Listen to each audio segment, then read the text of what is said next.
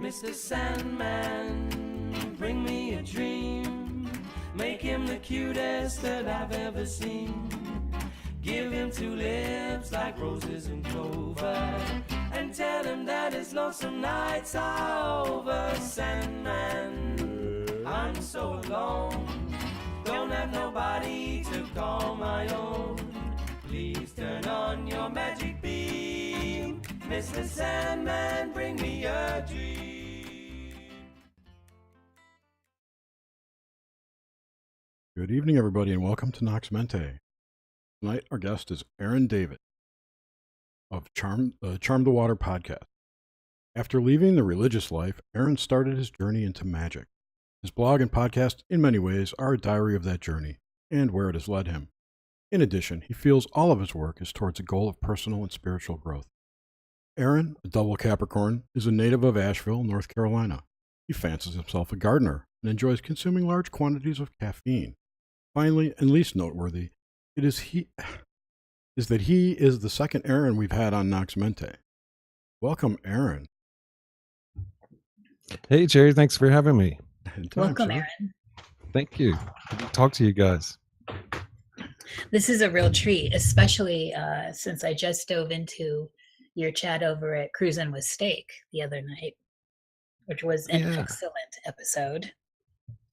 Yeah, that was a lot of fun. It was crazy. Crazy night. Too much fun. It was 8.5 hours of fun. It was truly epic. By the way, we're not going to do that tonight. It's a school night. I'm drinking some skinny espresso or something tonight. What is this? Skinny vanilla latte. So I'm having tea. But doesn't that sound like it could be a rapper's name? Okay, yo, this is skinny vanilla latte. Oh, Jerry. It could be. Anyway. All right. Well, all right, let's just get going. So tell us about the world you grew up in. Paint us a picture of how things were, what affected you as a young person, so we can dive deeper into your unconscious. Okay, yeah, I'm 37 years old, so I'm very much a child of the 1980s. And one of the earliest cartoons I remember seeing that I had to be really, really, really young, it was called Mysterious Cities of Gold, I think. And it had 3 characters in it, this little girl and 2 little boys, and they were on this grand quest to find the lost city of gold. And I was like so into that cartoon. I remember having a dream one night that they floated into my room, and the little girl motioned with her finger to me for me to come with them. So I floated up and went out through the bedroom door with them, and that's all I remember. But that is one of my earliest memories. I had to be really young, and it's just always stuck with me. That kind of feeling for that show is kind of how I would describe how my interest evolved over my teen years, 20s. I had a Pentecostal background, so that was fun. Are you guys familiar? I'm fascinated by it. I was not brought up in the Christian church, let alone spiritualism like that. And we have had a couple people fill us in a little bit. I do associate it with snake handling and tongues and laying of hands. Mm-hmm. So I could be wrong, but is that Pentecostalism? No, I thought I'd throw it over to you because I'm a little out of breath. I just got off work and ran in the house. So I'm trying to catch my breath. I have a question. So one thing, to go back to your childhood and what formed your belief systems, whatever, your outlook on life. What kind of fiction did you consume most as a child, like in your formative years, preteen, in there? Actually, that long enough? Really, really when I was really young, yeah, I think I'm all right now. My mom would read me the classics from like Charles Dickens and Jules Verne and stuff like that. Huckleberry Finn, I remember. So from a really early age, I probably was molded by some of that. Then later on in my teen years, I got into, I guess, I think the first thing I remember actively going to a bookstore, I think we had a Books A Million. And I went in and got into Stephen King, but not his novels, all the short story collections. And I remember that's what like kicked me off, discovering books for myself. And I think from there, I got into almost a little bit of everything except erotica and romance. I just went full bibliophile. Full dark side. Went to all these rummages and collected every bit of science fiction I get my hands on. Again, the classics. Specifically with science fiction, some of the things that probably impacted me the most. It's called the Heechee. Is it Heechee Saga or Heechee Chronicles? There was a series of them. I think Frederick Pohl was the author, and of course Isaac Asimov. And again, his short story collections is what I really, really dug. Dune, of course, was really big. Oh yeah, Dune. And let's see who else. It's been a while since I've had time to enjoy just reading for fun, or fiction in general. Yeah, Philip K. Dick, of course, is in there. Robert Anton Wilson with the Illuminatus trilogy. Yeah, he's a genius. Did you ever read Valis? It's been a long time. I vaguely, we'll talk about vaguely remember it. What was so as a child, what was the landscape of the physical landscape? Were you in the country? Were you in the city? No, we were in Asheville, right in Biltmore Village, historic Biltmore Village. And I grew right up. My parents' house was right next to my Uncle Boyd, the Reverend, his church. And then he lived on the other side. So my mother's family was associated with church. So we were all really packed into that life. Pretty hardcore. Except I remember when Jimmy Swaggart got caught with the prostitute. Do you guys have any idea? Yes, absolutely. my dad was so into Jimmy Swaggart that he pretty much was like, screw church, I quit. Oh wow. So my dad kind of dropped out of the scene after that. And then later on I did. And I was a weird kid, even though we were right there in the city. I didn't really have any friends. I was super shy. I guess I still kind of am. And just was really weird kid who liked to be on my own. Remember my parents trying to get me to go on vacations and go on day trips. And I was like, no, leave me alone.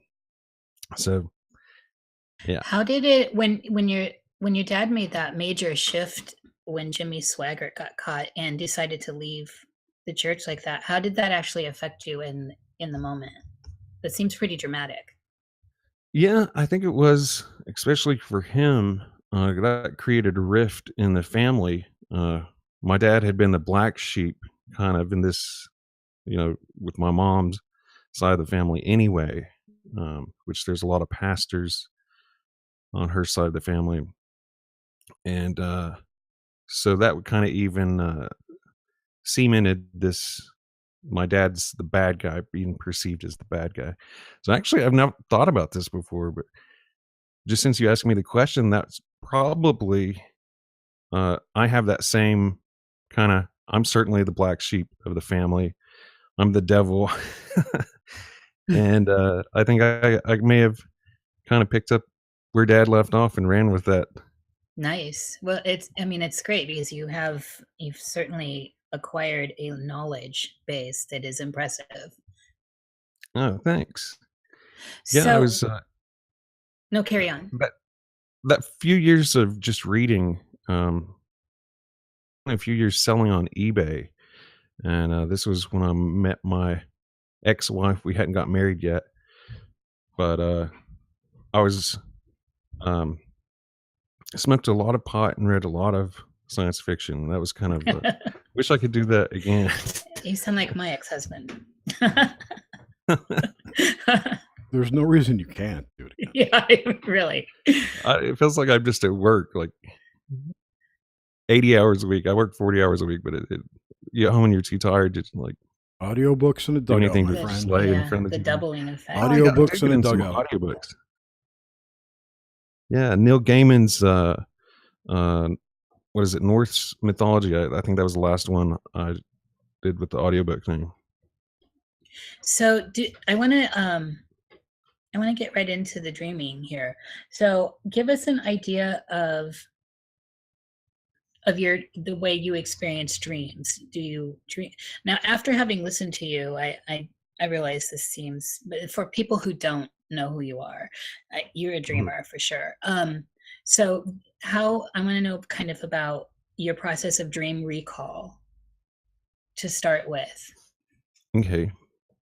A lot of times I don't remember. It seems like only certain parts of the month. I'll get a big information dump or something. Oh, that's like around the full moon, maybe? Have you noticed when? I'm horrible at record keeping, but I'm starting to know patterns, and I'm like, I should probably keep better records. Just writing down dreams is like, I'm so not a morning person. It takes me a few hours just to be able to talk to people. So actually, like getting a journal out and writing it just hasn't happened yet. But usually, if it's important, I will have a good 24 hours. I'm like, yeah, that was a good dream. And typically Charm the Water and Charm the Water blog has become where I'll go and document it. So really it's you mostly rely on the ones that were more vivid or had more substance because they had to get past you waking up and getting into your cognitive self. Yeah. And it seems like a lot of the really big important stuff comes in right before I wake up. I may wake up from a dream, during the middle of the night. Stick with me, but typically it's right before waking. So I want to. Yeah, sorry, it is a dog. You want to let it in? It's dealt with. Okay. So. Oh man. Okay. Yeah. Sorry. Back to this. So when I want to hear about how you generally dream though. So the general, the basic dreams do you experience black and white or color? What does your dream landscape tend to look like? I do dream in color, and the dream landscape could be anything. I've just all sorts of stuff has happened. But I have noticed that there are certain places that are recurring. There was a house on the other side of that church, and it's called that street is called Summit Street. And my grandmother had an apartment there, and there was an old well by the apartment, and they'd filled it in. But I always got weird energy off of that apartment. And that's one place I'll have recurring dreams about stuff going on. And I've also talked to other people who grew up around that church and were familiar with it. And some of them in their 50s, 60s now, they say that is true for them too, that is a place that recurs in their dreams. So I thought that was kind of interesting. That's fascinating, actually. Mm-hmm. Is there any local folklore around it? I've always wanted to research it. I've gotten into it, but I'm kind of getting chills right now because I didn't really think of this until, conceptually until now. That's where Charm the Water, the image is a well. And I kind of, put that mythology of growing up with that sort of charm the water has a lot to do with that well. Oh, wow. Well, I mean, as a symbol anyway, the well is a powerhouse. I mean, it's just so potent. And the fact that that has had a profound experience for other people in your area is adding to the thickness of the energy around it. I always wondered why my uncle filled it in and he actually covered it up. And but the apartment, it was like right next to it. The apartment always had issues with dampness and mold. And I always wondered why would you fill it up? And it kind of made me wonder if was this something that was rumored around the neighborhood that people have been throwing animals down it, or like, was there some taboo around it? Or why would he want to I'm get rid of it terribly like that? intrigued by this well now. That seems like a side journey. Definitely to find out what the folklore is there. There's got to be something, and especially in your part of the country, Appalachia over there. There's so much richness with folk ways, and wells, of course, tie into all that. Yeah, it's kind of this liminal place or link to the underworld. I remember Hmm. going over to his den, my uncle's house when nobody was there, and they had lots of instruments out in that den, guitars and banjos and mandolins and piano, organ, and I would like to go play around on the piano. And this is, God, I hadn't thought about this in a long time. I was probably in my early 20s, and I'd go over there. I'd go down to the ABC store and get me a pint of what was I drinking back then? Something, some $5 pint, and sit at that piano and like kind of. I remember coming up with songs that had to do about a woman associated with the well. So yeah, we're kind of. I really had not thought about all this stuff in quite a long time. Well, it certainly plays a part in your deeper story here. So, all right, I'm curious with this. I'm curious about this with anyone, and it's been a rare thing that people have this experience. But do you experience glyphs or words, numbers, left brain, right brain, wait, left side? Yeah, glyphs and numbers, mathematics and stuff in dreams. That kind of experience. Not necessarily, but sort of. Before I got into magic, I wear two what are these called, like horseshoe earrings, and I have a horseshoe bracelet, big thick bracelet. Before I got those, I had a dream where this it's like a torque, TORC. You can see pictures of them online. They're almost a circle, but they have two balls. In fact, it looks a lot like what Inanna is holding in each of her hands. Yes, I'm totally familiar. I had a dream of that, and I was just shown it. And in the dream, I could zoom in, I could zoom out, I could turn it all around and examine it from every angle, and just look at it in extreme detail. So when I woke up from that, I was like, I should probably get that. So that's the why I wear these earrings as well as that cuff for the wrist. It's really thick. It almost looks like a big thing for a prisoner or something. But I just thought, since that was such a strong symbol in the dream, unlike any, so lucid and everything, that would be an important symbol for me. But years later, when I touched magic for the first time, I started. I didn't know it at the time, but all this dream symbolism with the elements, especially fire and water, and my dad represented the fire side, my grandmother the water side, and both of them have been dead. They were dead when I dreamed that. And kind of these cataclysmic events with fire and water. Having several of those dreams for several weeks after, starting lesser ritual, the pentagram and stuff like this.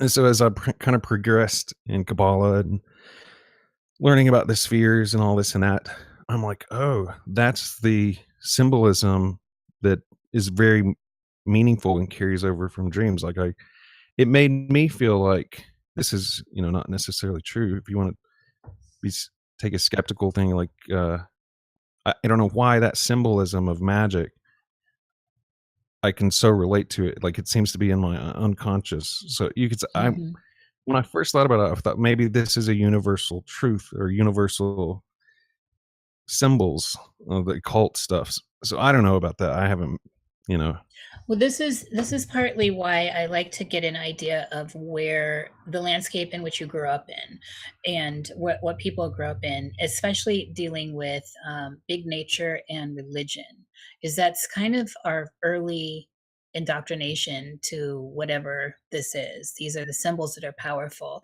And since you'd mentioned the Pentecostal church, which I know has some wild symbols, it doesn't seem like a heavy stretch to go from speaking in tongues, snakes, and laying of hands to ceremonial magic to me. And then now we've woven in the well, and then just the general old ways in Appalachia over there. This is fascinating. I love this download, and that you honored getting that symbol. Do you experience, so in getting that symbol in this story, have there been other experiences where it felt intense like that, almost like a download? This is how I kind of perceived that.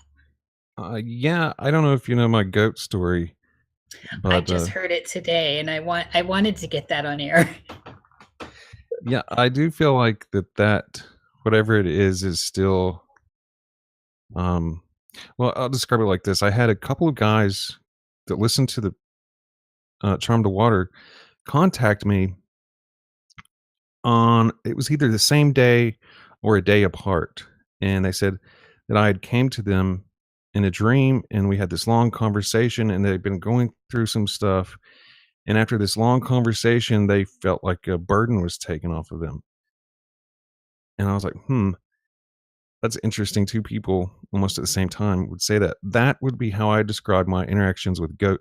I can't remember them. I can't remember. It's like, it's almost like I know something's going on, but I can't remember. And I'll wake feeling like something's been worked through, and I'm not sure what it is. But it's a visceral experience that you're having when you wake up from the residue of the experience, the dream. Yeah, there'll be almost just like that. It's almost like a residual, like that was goat. And that's happened with the lady that was in my initial experience too. It hasn't happened in a while, but I used to have her appear as different women in my dreams, and I would always know it would be her because in the dream she would embrace me from behind, and I would wake up and I could feel that warm embrace still on me after I woke up, and it was the best feeling ever. That's incredible. Could you tell us about this dream? A bribe statement. You could consider those, specifically the goat thing, as download.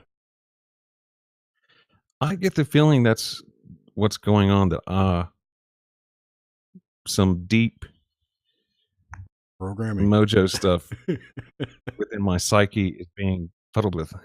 Or programmed. Which is great because I mean my psyche is not all that optimized as is, so I think changes any changes will probably be for the better. Well, I wasn't suggesting it was bad. It was just, another way to download data, just program it in. I do get that. Well, I mean, just like since I'm coming from the Pentecostal thing, and what you said about the it's not a big leap.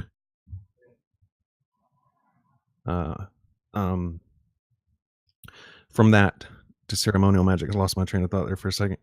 Oh yeah, the aspects of Pentecostalism to ritual magic. Mhm.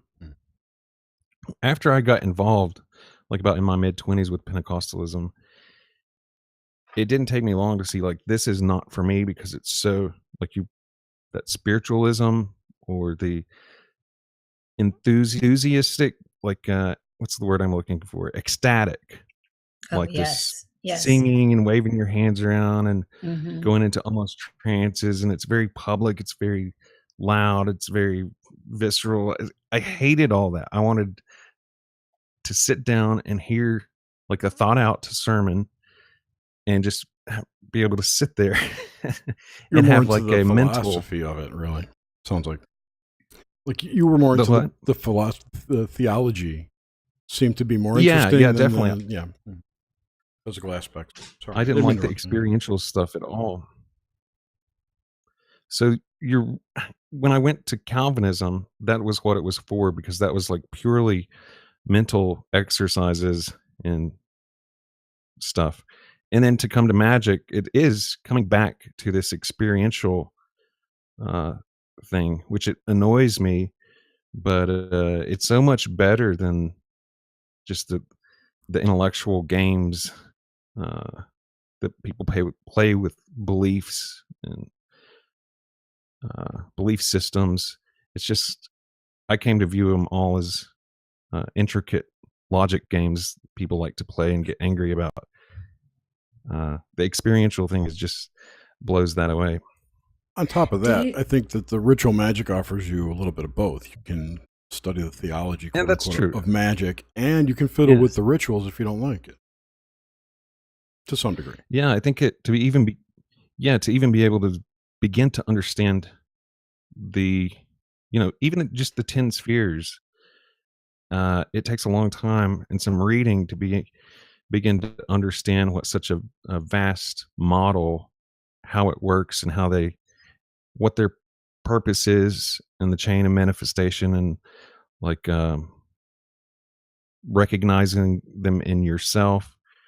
Same with the elements. It takes a bit of study to even break through that little bit of a learning curve. I can imagine. As I'm reading the Seven Spheres book now. Anyway, sorry, Nish. I didn't mean to derail you. I feel like this is for our after show. So I guess riding that wave, do you do magic in your dreams at this point now? Is there a connection above and below happening? I have this happened a while back. My came to me in a dream, and he does periodically, and he said he was going to leave, and I started using God names on him to try to bind him here, which I don't know if that was a good Oh, idea, wow. but that's the first time I had broken out with like intoning God names in a dream, and that's happened a few more times. This last lunar eclipse, I had a wand in a couple of different dream sequences, and that played out. And trying to think of during the Mars initiation, there was a female spirit kind of came to me, and I would say that was there's definitely magical stuff going on uh, in those dreams. Could you dive into this experience with your father showing up in the dream and possibly in other dreams? How do you experience him? And then what do you think brought about calling in the sacred names and all this? I'm interested in Mhm. death is connected to the dream state as well. Yeah, he died in 2012, and I didn't have a lot of dreams about him. And I decided to start put up an ancestor altar, and it's using Coleman's book on necromancy, and I kind of mixed some hoodoo in there with the Black Hawk altar. It's kind of my own No thing. chaos protocols? No, in fact, that's the only one of Gordon's books that I haven't read yet. Well, there's only 3, I think, but Um, so I set up first. You're supposed to add like 12 ancestors, according to Coleman, to start out with. And I started doing them one by one. I think the first one was my dad, and I can't remember if I put anybody else on it at first or not. I may have.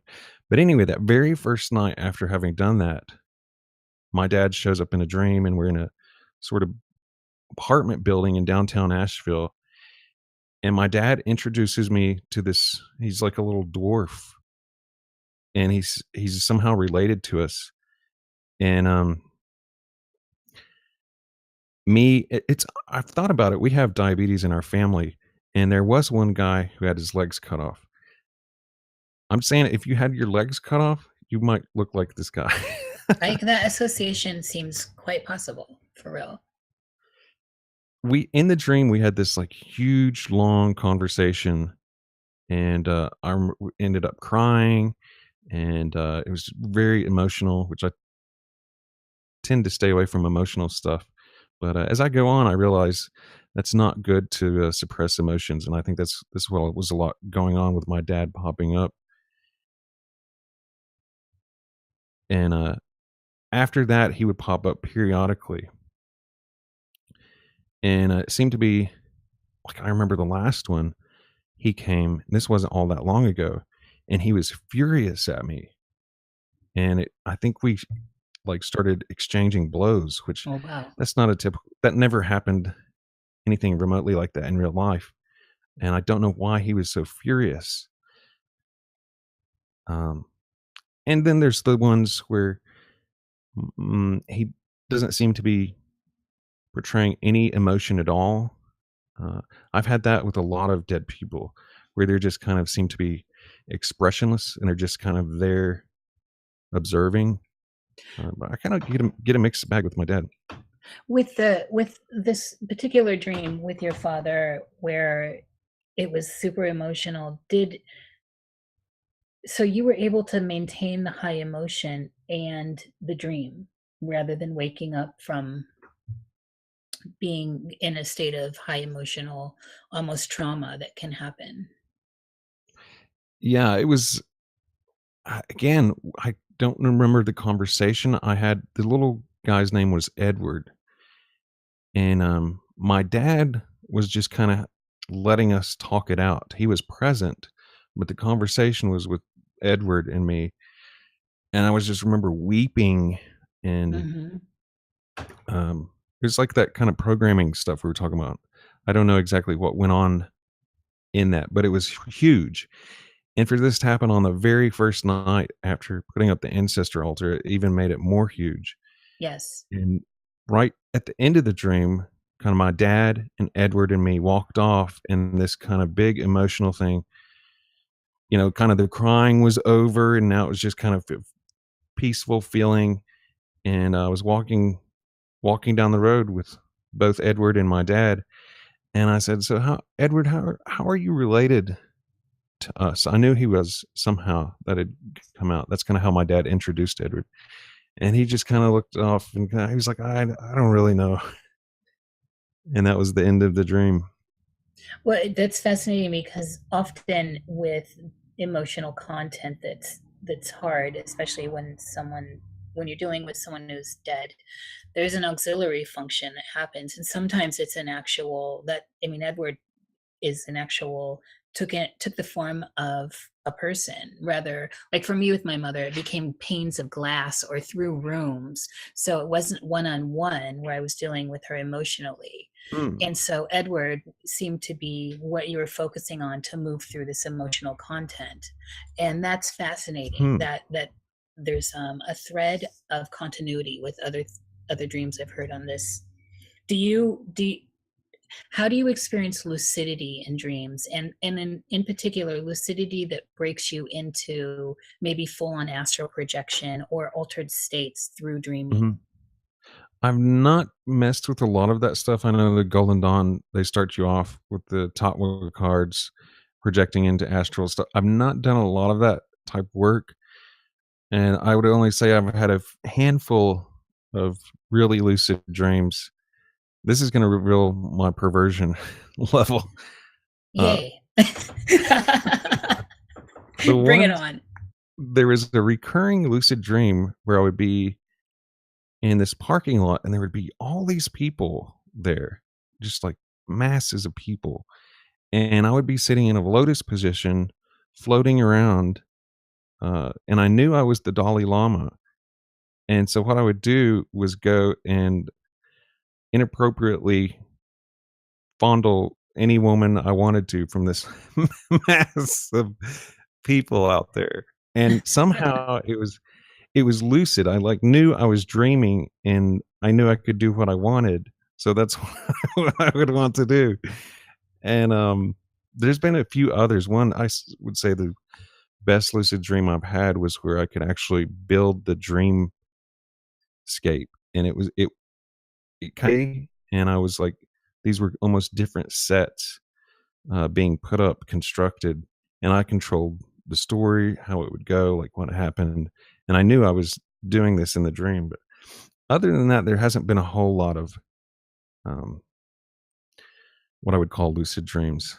So in either of these examples you've given, were there others in those dreams where you were feeling the lucidity, or was it just you in control of the environment? The one where I was controlling a lot of it, there were a few other people, but it seemed like everybody else was just kind of like actors or not really real people. Yeah, filler. But in the Dalai Lama dreams, those actually seemed like real people. Like there was just hundreds and hundreds of them, and each one of them were so unique. There was all different ages, shapes, races. There was just such a broad spectrum of hundreds and hundreds of people. Do you remember? That's fascinating, and so I want to maybe hone in on that for a minute.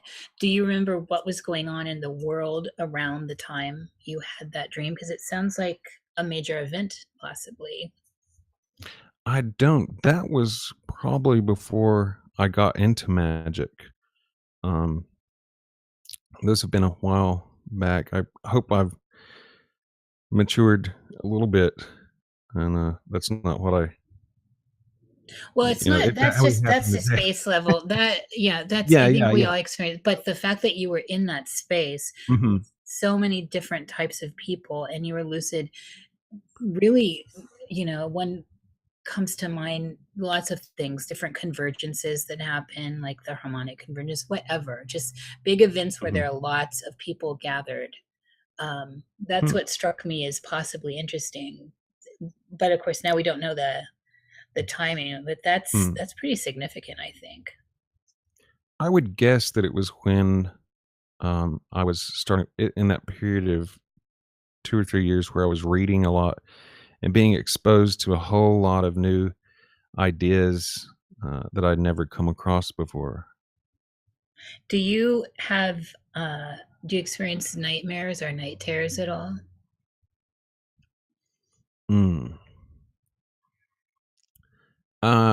Only around this magical stuff. Oh. Where it's like I can't view my dreams as not magical now.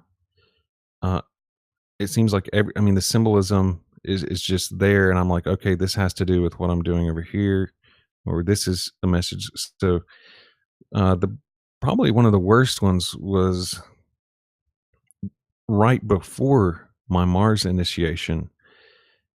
I had this dream of shifting these elevators, and they would shift through time and place, and there was all these almost like agents moving around, and I felt like I needed clearance to be there, but I was just kind of laying low and moving through all of this weird gates and stuff. And I came to this, it's like you would get in the elevator and they would open, and it would be opened on somewhere totally some other place and time that you leave this core from. So I ended up in front of this door, and it started melting, and I glimpsed on the back side of it It was just like this hell realm. And what are the things from Lord of the Rings? Is it Balrog? Like the huge Yes. fiery demon thing? Yeah. That's what was on the other side of it. And I was using my hands to try to spread this melting metal to try to keep the door, this gate shut. But it was like I was losing the battle. And I woke up and Did you right after scream, that "You is shall when- not pass"? That's why it didn't work. right after that was when the car wrecks happened with me and Kelly's, and our cars, both of them were totaled. And I Oh, think wow. that was like saying, and then after that I was like, okay, I'm headed to Mars. And so I think that kind of nightmare was one, I think it was saying there's a big kind of violent force, which is Mars, coming, and it came. And then, let's see, the last kind of night terror thing was the lunar partial lunar eclipse. And man, that was really weird, scary, just because there's these powerful juju entities, and it's like when they show up, you just kind of want to run the other way. Mhm. But other than that, there's not been any like that I can remember, like really nightmarish type things. Do you experience sensations like smell or touch and other senses besides visual and audio? This just happened, I think, a day or two ago. In a dream, had picked up a werewolf mask, and I was kind of just looking at it, and I was feeling the fur, and it kind of felt like, you know how plastic masks are, the hair just feels all like plasticky and Mhm. not like real hair. Yeah. And I was feeling it like that, and it was kind of creeping me out. But then I was like, oh, this is just a cheap mask. So I do remember feeling This was in your textures and dream? stuff. Picking Mhm. up a werewolf mask? That's fantastic. That is seriously great. And that you had a sensation of touch. That's interesting. I'm trying to remember an instance of smell. Nothing's coming to mind. I don't know if uh, I'm not sure. We need to get Josh on here. Ask him.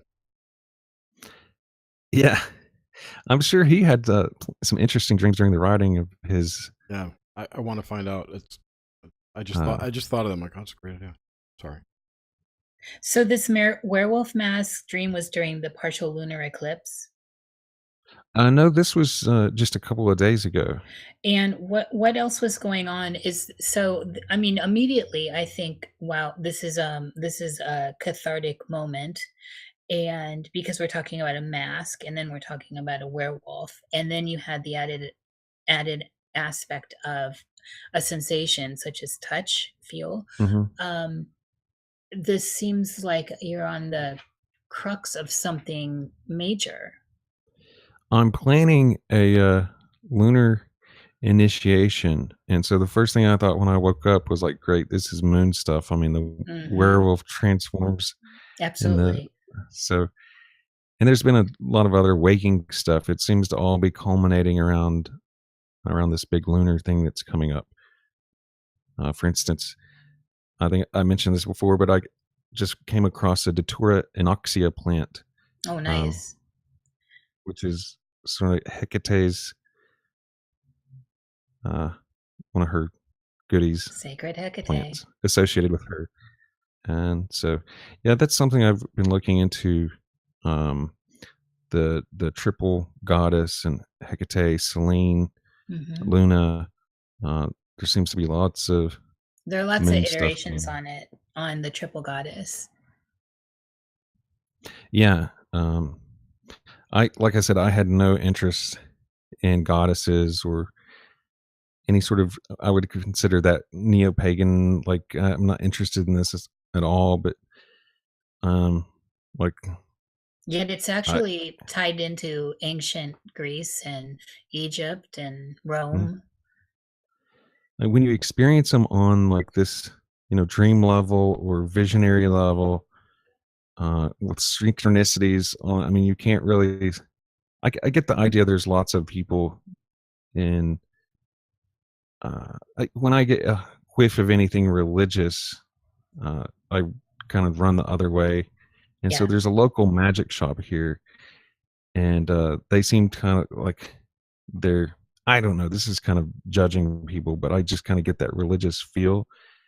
Maybe it's just my background, but I'm slowly kind of being forced to, like, well, here's their triple moon goddess right here. Yes. Yeah. Well, and that's part of, again, in looking at symbols for people, is why it's important to understand what one grew up in. So if you had a Christian experience, oftentimes it seems there's a knee-jerk reaction later if there's been a transformation. I wasn't brought up in it, so I find it fascinating. I find myself asking Christians about all the dark, Mhm. scary stuff. I want to move into deja vu. Mhm. Do you experience them? Have you experienced them? Yeah, quite often. I just did recently. I remember telling somebody that I was getting it big time then. Probably, it happens fairly regularly. What do you think's going on there? I'm not really sure. I was kind of the the things where it happens don't seem to be big. I might be on a show talking to somebody, and I get the feeling like we've done this before. Like I've already done this. So they're not huge things. So I don't know if it's something with time, but I've seen how bendy time seems to be with the magic stuff. Mhm. Um, Seems like you don't know if, are you calling the spirits or are the spirits calling you? Because even before Mm. you go to do a rite, it's like already the impacts start hitting before you do it. So I kind of look at time as something much more loose than I had before, and Yes. uh, forgot what else I was going to say about that. Well, I was just trying to tie in deja vu. Sometimes they can. It's a definitely an experience that seems kind of altered. Fits in with the dream. Mhm. It's a lot like that, like when you experience a synchronicity. It's just kind of that really odd Hmm. feeling where you're like, something's going on here. Uh, this isn't. This is something out of the ordinary. What do you think dreams are? What do you think is going on? Uh, my biggest influence is a guy named J.M. DeBoard, uh, who had Dreams 1, 2, 3. It's talking about, teaches you how to interpret your dreams. So I look at them kind of from a Jungian perspective, which I dabble in enough to probably sound stupid when I go to talk about it. But I definitely would say, from what I know, I have that Jungian perspective where the unconscious, and I think there's a collective unconscious. I think there's symbols that are universal, and then I think there's symbols also that are particular to the individual. Hmm. And I think whatever it is, once you start paying attention to the dreams, it's almost like the communication reinforces itself and gets stronger. I hear people say all the time, I don't dream, I don't dream. And they just kind of shrug it off. And I'm like, well, maybe if you would say, tonight I'm going to dream, and have like a dream journal by your bed, maybe I think that would kick it off. Uh, so it seems to be something that is conscious of you and your position towards it. Yeah, I hear you. I've heavy leaning towards the Jungian aspect as well, which is how this whole outline has come about, with pinning down your early symbols so that we can understand Mhm. where you are now. as far as understanding these things. What do you think about the process of death as another state of consciousness tied into dreams? Because like memory, dreams, and death, they're all intangible, like we can't reach for them, but they somehow seem strangely related and are definitely something we all experience. Yeah, seems like that's where dead people most show up is through dreams. And through my Venus initiation, not only did I get goat and some woman, but also my uncle, my dead uncle, the preacher, and he looked like he had just woken up. Um, and he had a tumor under his chin. It was covered by a goatee, which I thought this was. Yeah, that's interesting with the goat thing too. And so what's emerged from, I guess, over a year and a half is I remember somebody asked early on after this happened, I said, what is initiation? And her response was just, it's death. And to kick the whole dream sequence I had off after the Venus conjuration, there was a circle of lights in the sky, and they were slowly rotating, and this terrified me. And I'm in the dream. There was a point of reference. It was the point of the roof of the church, my uncle's church. And so I went back the day after this happened to the actual spot in real life, waking life, and took a picture of the night sky with my camera. And then I went and put it in astronomy software and saw that exactly where the circle was in my dream, it was the tail of Scorpio. Oh, wow. That is like the death. Yes, absolutely. Hades. So that was, you couldn't imagine how bad this freaked me out for like a really, really long time. And in the ancient world, it was often called the beast. Mm-hmm. And so, growing up with the mark of the beast, then reading some about Islam where it says the Antichrist is one-eyed. And after this thing, in one dream, my right eye fell out. So I was in the back of my mind, I was like, oh my God, I've received the mark of the beast, and I didn't even mean to. And it was your right eye, did you say, or one eye? Yeah, right eye. Right eye. Leaving you with the one eye. Oh my God. Mm-hmm. That's intense. Yeah, and then I got into Odin and the Norse stuff, and I was like, well, he had one eye, and he was like pretty cool. So maybe I should look at this as something cool that happened instead of like this horror. I don't know, because that's my understanding. Right eye is sun, left eye is moon, and part of me in magic it talks about being healed of blindness in some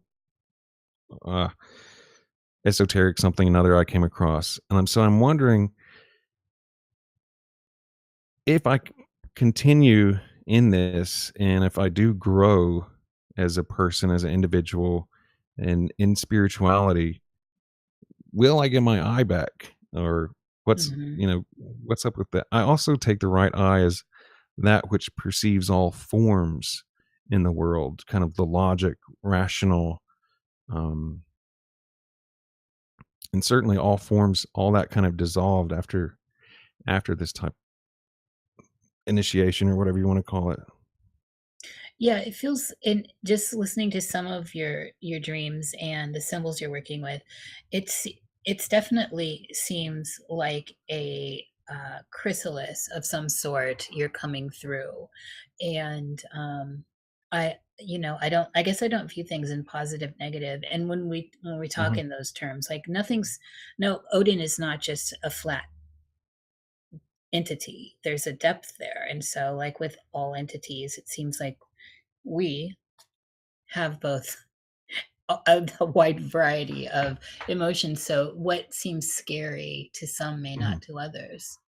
The eye thing, though, is it. And then the eye and the mask, and so I'm building a bigger picture here. What you said about trying to keep my train of thought going here. let's see. Blast! I lost it again. Yeah,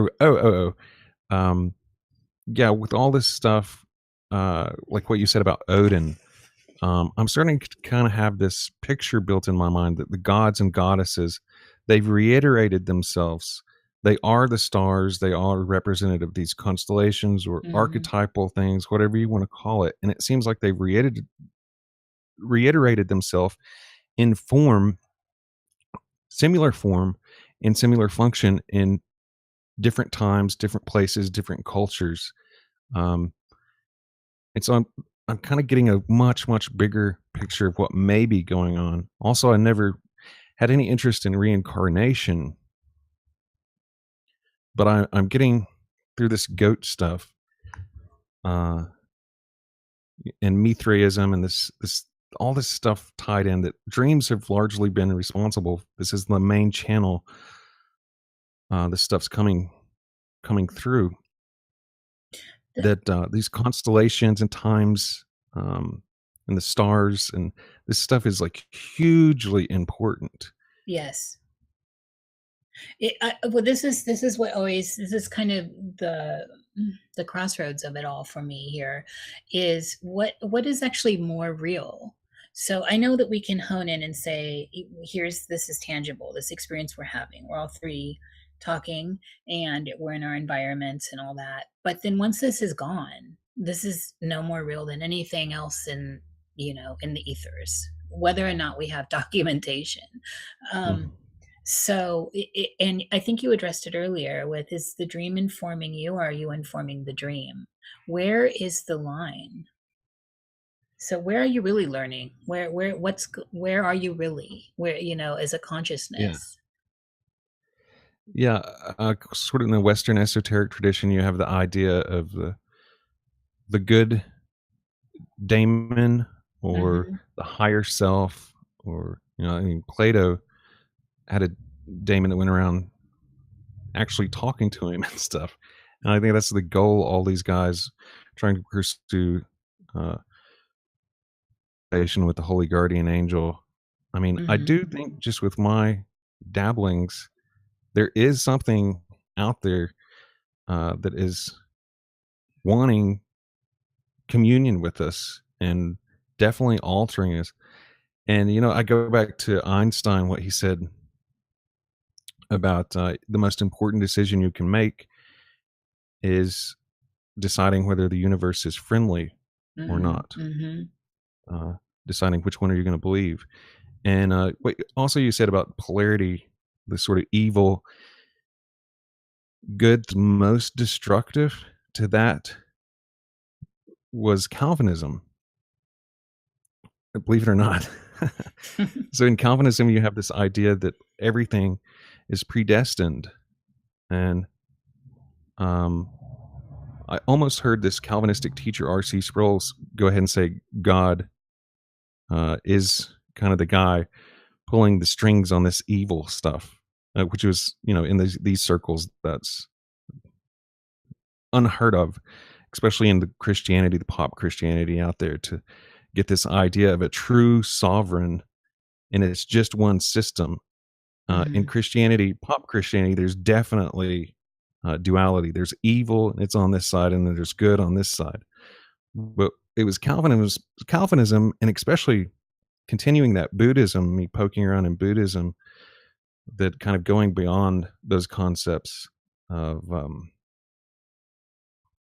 good and bad. I mean, I don't think most people would say Trump is either bad, and there would be, I don't know, maybe another about the same amount of people that say he was good. And I'm sort of coming to a transcendent view of something like that, just as simple and practical as politics. Well, Trump's soul is here to do its thing and grow everybody, cause evolution. So I think that's when you really get into spirituality, you do transcend forms in that way, sort of getting out of that. They're over there on that side, I'm over here on the right side. Yeah, I think, that stratification, the whole thing seems, I mean, when we start parsing out like dimensional awareness and breaking down the math of where we are and how we're experiencing things, it starts to open gates in the mind, gates of perception, which are also things we can experience through dreaming and breathing and other types of exercises and substances. But for some reason, the key, the master key here, as I think, is somehow tied into dreaming. Like, this is no matter how old you are, where you are, what you are, how you are, that is a universal experience. And it's universally available. And through lucidity and getting out of body and all that seems to be some sort of portal. And this is why I'm trying to have these conversations and fill in what my experiences are. And what I'm starting to see is definitely some overlapping themes, especially with people that seem to have come from one place. Like you came from a Pentecostal experience, and now you're in a way different place, even though there is a good bridge there between the two. This has been fascinating. I think we, at this point, should open up the conversation to the chat for questions. We're about an hour, right, Jer? Yes, we are. Or 5. Yeah, well, so if you have any questions, please put them in uppercase so I can pull them out. Not that there's a whole hell of a lot of chat right now. And Aaron, you can stick around for our after show that we don't do live, and we can parse out some of the more woo-woo stuff. If I would like that. Okay, great. If you have the time. Yeah. We won't do 5 hours, though. Okay, yeah.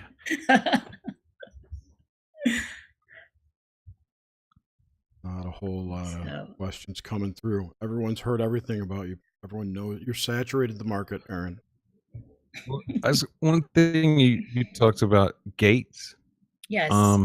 There's a magician, Frater Ashen Chassan, and he really got me on this idea of what we're doing when we use this trithemius to initiate into these spheres. That's what we're doing, is getting access to different gates.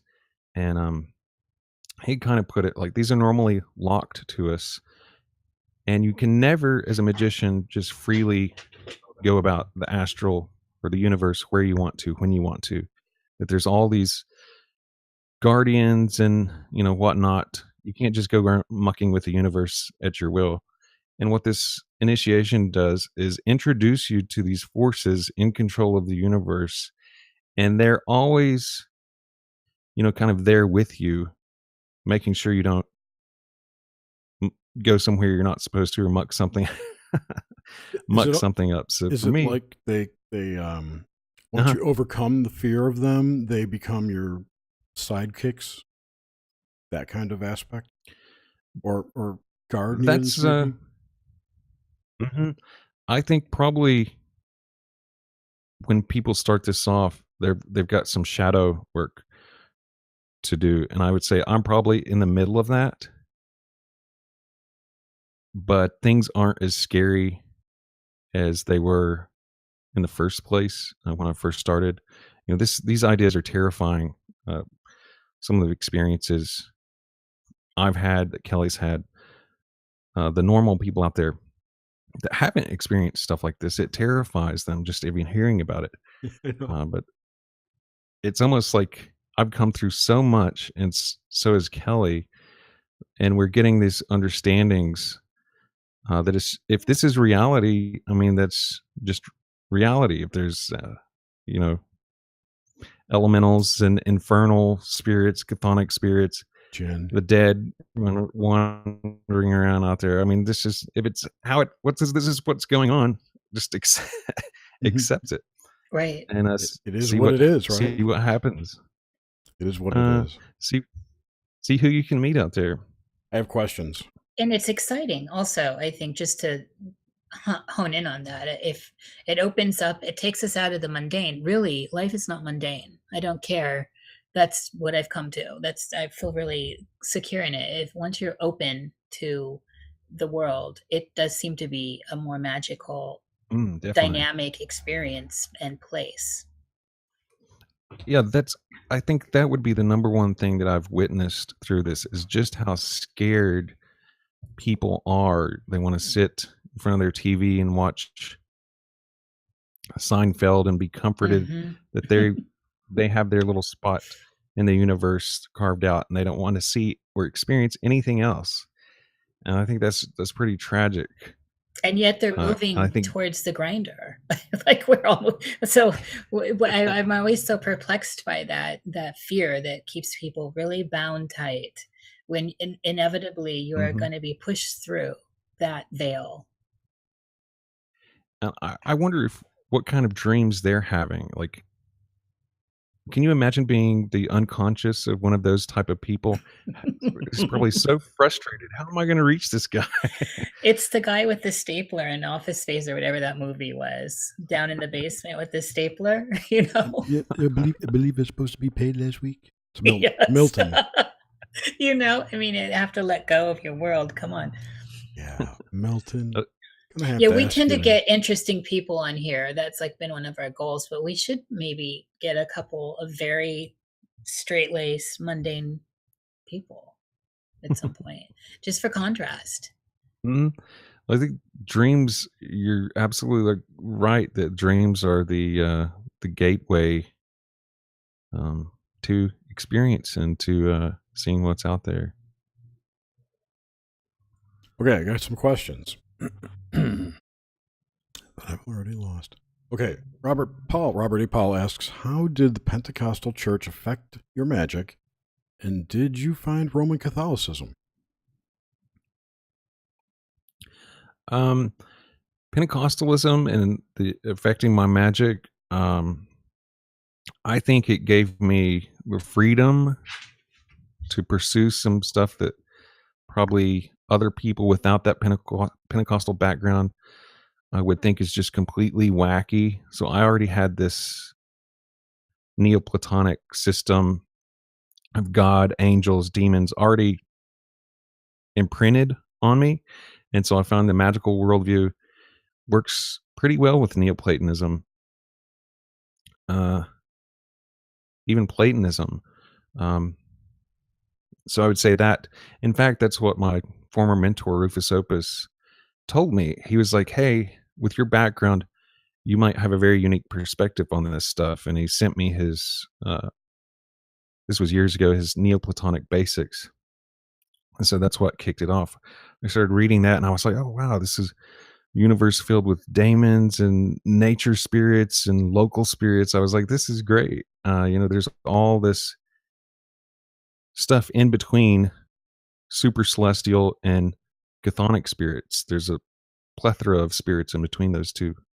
Like the liminal spirit. So, what was the second question? Did you at some point end up finding Roman Catholicism, or did you stumble upon it or check it out? Only through Christian apologetics. I used to love to listen to these guys. Oh, yeah. And it's funny. Lots of the Reformed guys, they will fall away from Calvinism and go to Roman Catholicism. And this is because Roman Catholicism offers such a rich experience. They get sick of the mental logic games, and Roman Catholicism is that opposite on the spectrum. It almost romances them away from the intellectual realm of, the hard, cold Calvinism. So I would like to, when I went home from work, I would turn on satellite radio and listen to the Catholic guys doing apologetics against the Reformed guys, and then during the day I would listen to the Calvinists. They're addressing Roman Catholicism, Mormonism, and all that. So vaguely, but I had a girlfriend who wanted to take me. She was a former Catholic, wanted to take me to a mass, but she broke up with me before that could be done. So I never actually experienced Catholic mass. They're pretty I have scary. experienced that. I was married to a man that grew up in that church, and the only thing I ever went to is the midnight mass for that Christmas period. Amazing though, in cathedrals, like in big gigantic cathedrals, midnight mass with all the smoky incense, and especially if there's a great choir, is moving really.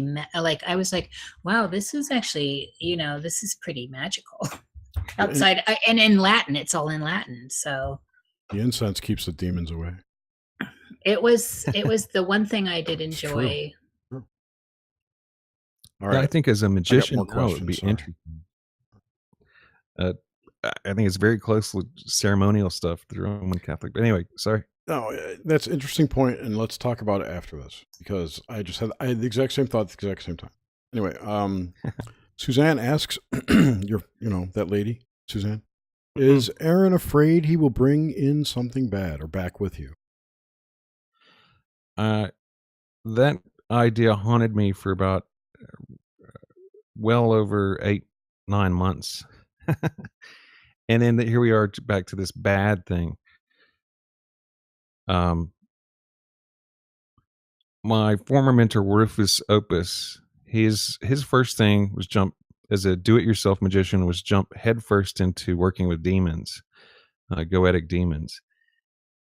And so I thought that would be a good idea too. So when something actually happened, it was very terrifying. But as I integrated it into what was actually already my core belief system, well, if there are these dark aspects, dark entities, they're there for a reason, and they're there to grow us. Maybe they're even there to grow them. I don't know. We seem to be very closely associated with them and them with us. So yes and no would be my answer. I think they're there. If something does come in, it's there for a reason. It's there to teach you. So I think to be a magician conjuring demons, you have to be kind of crazy in the first place. And really adventurous. So, and I think to keep your sanity, to have a very good sense of humor. So it's not something I spend a lot of time worrying about. But I do think, and that you don't want, and that would be hard to get rid of. I think that I've heard several anecdotal stories from magicians where that thing has happened. Very cool. Very cool. All right, I see one more question here. It's from Kalendal, and it was, what kind of magic do you prefer? What's your favorite magic to do? So far, Trithemius. I think, was Agrippa his student or the other way around? I forget. I think Agrippa was his student. I'm pretty sure Robert Paul is all over that. He's still here. Robert will for sure know that. He loves Trithemius. He absolutely adores Trithemius hugely and bigly. Cool. And we are having him on at some point. I'm November not sure 8th. Yep. Very cool. Yeah, I've tend to call myself a Trithemian if somebody asks, unless I get it mixed up with Trimethian, which I do about 50% of the time. Other than that, I started out with Lucky Mojo reading Kat's books on hoodoo. So I like the folk magic stuff. Locally, there's a lot of Wiccans that I interact with. Get to have chats with them. I would call myself hermetic as well. Big fan of the Golden Dawn. I'm toying with the idea of joining the AA just for some structure. Even I don't know if I can do it or not. Shield well. So yeah, but definitely hermetic with a leaning towards Trithemian methods. Very good. Very good. All right. Well, that's about it. Thank you so much for joining us tonight, Aaron. And please stick around. Yeah, thanks for having me. Part 2. It's been a real pleasure. Thank you. It's been a great pleasure. Thanks. Excellent question. Thank you, everyone, for joining us tonight. And look forward to part 2 when we release that, whenever I get around to it. And that's about it. Take care. Have a good one. See you next week with, forget who, Amy Fry, I think. Yes, Amy Fry. She's Thank all you, you. everyone in the chat. I have no idea who that is, so I have to study this week. All right. Take care, everybody.